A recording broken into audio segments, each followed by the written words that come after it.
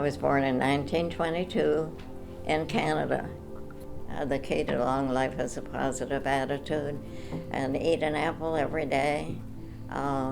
It keeps the doctor away. I have a lot of friends, and they all know that I can't see very well, so when they throw a card, they say a 5 of hearts or or a 2 of spades. Nobody criticizes, nobody comments, they repeat it. The people are friendly. I come to the center every day. The GEMS bus picks me up at 10:30 for lunch. I have lunch at 12 o'clock, and we're all done by 12:30. I stay for bingo once a week, listen to some of the talks that they have here. I play cards in the evening. You don't want to get old too quickly because then you'll get moody.